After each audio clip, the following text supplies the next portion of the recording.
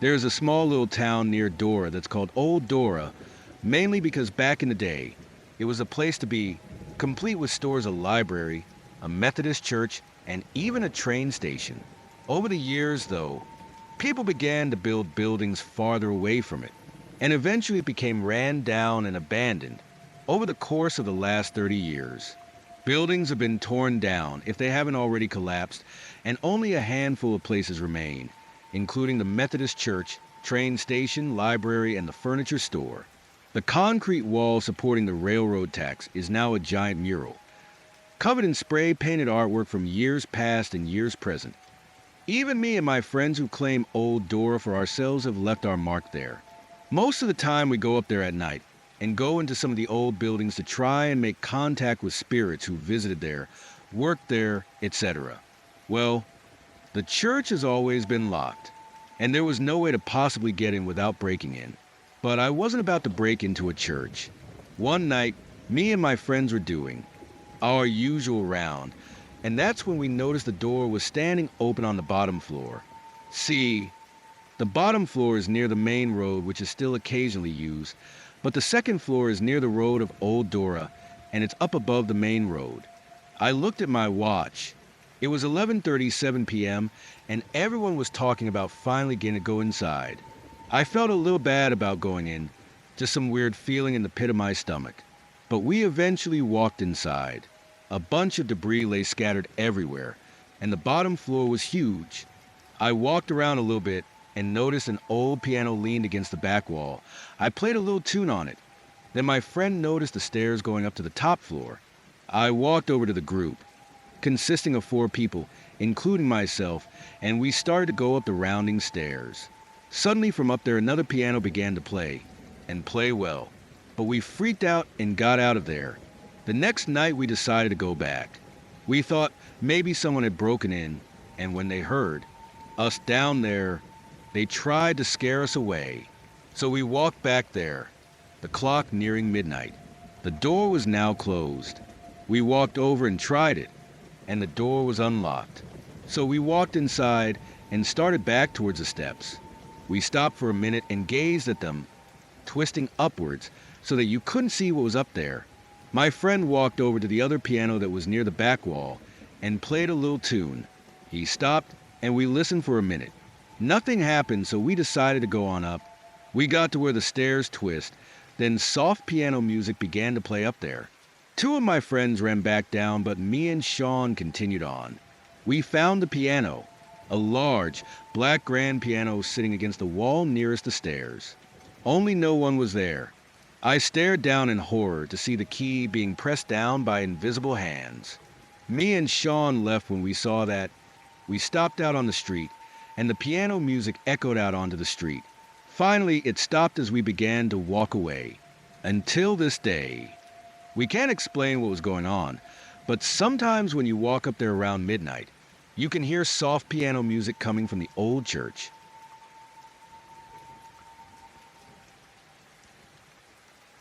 It had been a slow week for our little ghost hunting group when one of our group members told us about this old cabin him and his family used to live in located in Jefferson County.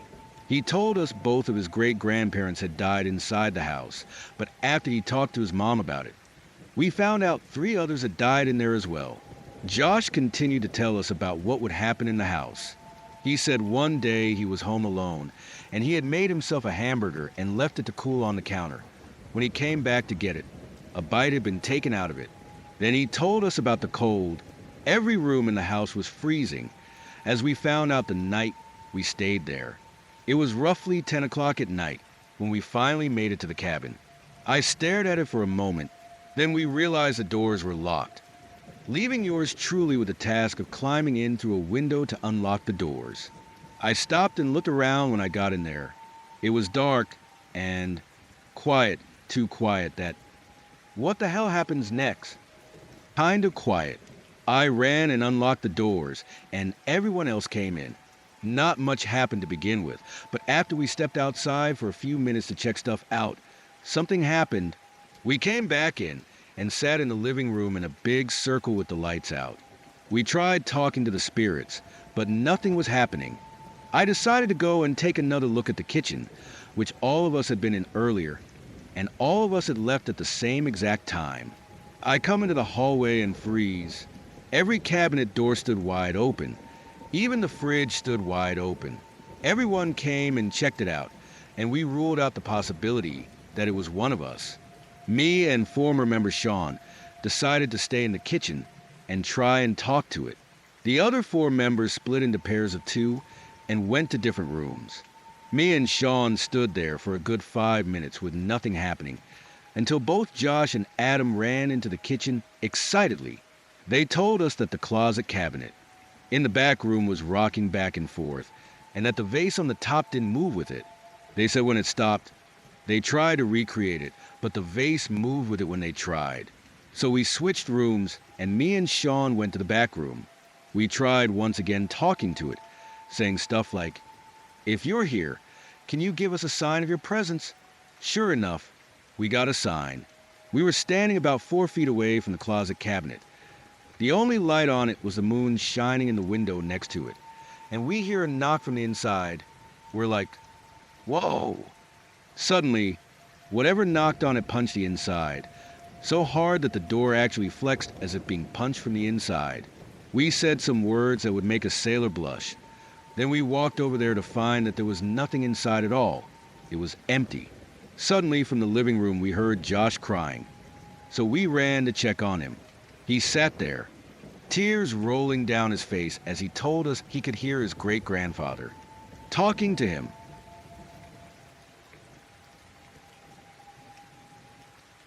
My best friend, I will call her Anna, and I met when we were both in the same 4th grade class at a local private Catholic school. When we were in the 5th grade, Anna, who was an only child and who lived with her mother, moved out of her condo and into a newer condo complex. The condo was built like a townhouse, with 3 bedrooms and 2.5 baths on 2 levels. It had probably been built sometime in the 1970s. The condo itself was nice enough amenities-wise, but the first time I ever went into that house, I immediately noticed how completely awful it felt inside. Later, my mother, who still does not fully believe what happened there, would admit that she also found the house creepy. It seemed to be unnaturally dark in there, and it just had this miserable feeling that even permeated the front and back porch. The feeling was not depressing as much as it was ugly. That is the best word I can use to describe the way this condo felt. Things began to happen immediately. All of Anna's cats turned up missing. I believe there were 3. In all, 1 had been hit by a car in front of the condo. This is actually really weird because the front door faced a parking lot with speed bumps everywhere. I have a hard time imagining managing to hit a cat in that place. And I also had several pet cockatiels. At some point, they decided to give the birds to her grandmother because she and her mother were afraid the birds may die also. The birds were really loud, and after they had been removed from the house, you could still hear them chirping from the room that they had been in.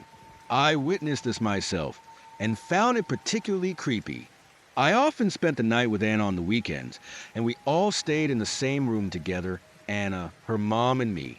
We would hear footsteps going up and down the stairs, or banging noises in the attic. Anna and I took showers together in swimsuits because the almost nauseating feeling of being watched was the worst in the shower. Frequently, we would be awoken from our sleep. Anna and I slept in her mom's king-size bed with her mom there, to loud breathing and growling noises that seemed to be right by our ears. One evening, the 3 of us were in the living room watching the TV. We had left the light on in the upstairs bathroom, and Anna's mother asked us to run upstairs and turn it off. We always went everywhere in the house in pairs, particularly at night. I followed behind Anna a few steps as we climbed the stairs. When I got to the first landing, her mother asked me a question. I turned to answer her as Anna continued up the 2nd flight of stairs. Suddenly, Anna screamed and rushed past me, back down the stairs. I followed her down. She was crying, but as she explained, not from fear or any emotion, but from pain. Her eyes were red and bloodshot and full of tears. She said that she had looked up to the top of the stairs into the hall, and suddenly a huge and brilliant whoosh of light came at her and burned her eyes. I personally didn't see anything, and as a consequence didn't really believe her, but looking back, it was pretty obvious that something had indeed happened to Anna. I went ahead, upstairs to turn off the bathroom light, and Anna went to the couch. Her mom told me not to worry about it, but I felt exhilarated and a little nervous. Actually wanted to go and see if there was anything up there. I told her I would be quick. I darted down the hall to the bathroom, and as I passed the guest bedroom door, which was open, I peeked inside. I was facing a stand-up mirror, and inside the mirror, I could see small bluish balls of light floating around in the reflection. Other things that happened included a cyclone of floating garbage from the can in the kitchen. Anna described seeing a ghastly face in a table fan in her bedroom. The fan had been on full speed and just stopped cold, and the face appeared. There were also foul smells that would seem to float around the house. Anna's mother was not wealthy, so they were not able to move immediately, though they did eventually leave as soon as her mother was able to find another place for them to live. In the meantime, her mother began to look for ways to deal with the phenomenon. Obviously, her first stop was a Catholic church where Anna and I attend grade school. Though our archdiocese has an exorcist priest, the church seemed reluctant to get involved. Anna did, however, start taking holy water home several times a week. Her mother was losing patience, though, and asked a Baptist minister to come take a look at the house. The man came, and while he was there, they heard what sounded like heavy footsteps crashing upstairs. Then it sounded like something crashed through the ceiling and hit the floor in the living room where they were sitting. The thing then ran across the room and threw itself through the living room picture window. They heard all of these sounds, including the glass breaking, but nothing physically had actually happened. The Baptist minister literally ran out of the house and left, never to be heard from again. Eventually, the exorcist priest did come to the house. While he was there, something grabbed Anna's leg and yanked her out of her chair and dragged her across the floor. The priest witnessed this. By this time, Anna's mother had learned a bit about the house. Apparently, an old woman had died after, having been pushed by her own daughter down the stairs. And some of the neighbors had heard rumors that before the old woman had lived there, strange people had gatherings in the house in the middle of night. None of this really explained what was going on in the condo, however. It wasn't some big climactic revelation like you see on TV when they discover an Indian burial ground or some such thing. The priest asked Anna's mother if she had done anything to the house when they had moved in, or if she had noticed anything odd about the house itself, besides the phenomena. Her mother recalled a small metal plaque that had been hung in the threshold of the front door. It had been in a language she was not familiar with. I had seen the plaque too when they had first moved in. It was about the size of a credit card, and the letters were in relief. Anna's mother produced a plaque, and the priest identified it as a Hebrew blessing. He spent some time in the house and eventually diagnosed the condo as being infested with something like 9 separate demons. He then replaced the plaque inside the door frame, and within a week, the condo was exorcised by the Catholic Church. I don't know what happened during this time. Only her mother was present when the exorcism took place. Anna stayed with her grandmother. The exorcism was successful for the most part. No more major incidents occurred in the house, though it still had that ugly aura about it. Also, the bad smells and unnatural shadows lingered on. They moved from the condo less than a year later. To this day, Anna doesn't like to talk about what happened when we were kids. I can't say I blame her either.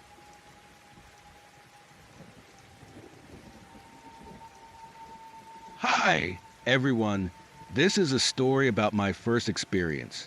My mom died in a bad car accident when I was 7 in 1989. I was extremely close to her, and it tore me apart. At that time, I was taken away from the family I knew to live with my real dad and soon-to-be stepmom. I was at a point where I was having post-traumatic nightmares and trying to adjust to my new family, home, and school. One night, I was asleep in my room and something woke me up. I opened my eyes and saw a smoky figure standing by my bed. Of course, I was about 9 and it freaked me out, so I turned to face the wall and prayed to God to make it go away. not thinking it could have been my mom there to comfort me. After praying, I turned back to see if it was still there, and it was gone. Oddly, I was not scared. After that event, I got curious. I got up and went to the kitchen to see if I could figure out a logical explanation of what I had seen. I smelled by the stove to see if something was burning. It was in the middle of the night, so who would be cooking? Every knows about the first experience. You always try to think of a logical way to put things together, instead of just accepting the fact you just saw a ghost. I went back to bed, but I couldn't sleep. I kept asking myself, why didn't I ask if that was her, or tell her I love her and miss her so bad? I guess I got freaked out in the moment. I'm 25 going on 26, and I feel her around me sometimes, but most of all, I can smell her, even if it's just for a split second. It makes me smile. My stepmom never allowed me to talk about her because she was jealous. I had held this in for many years until her and my dad split 10 years later. Then I met a woman in 2003 that I refer to as my adopted mom. She has what I call the sixth sense, with many more stories to come. Thank you for allowing me to share this, and I hope you've enjoyed it.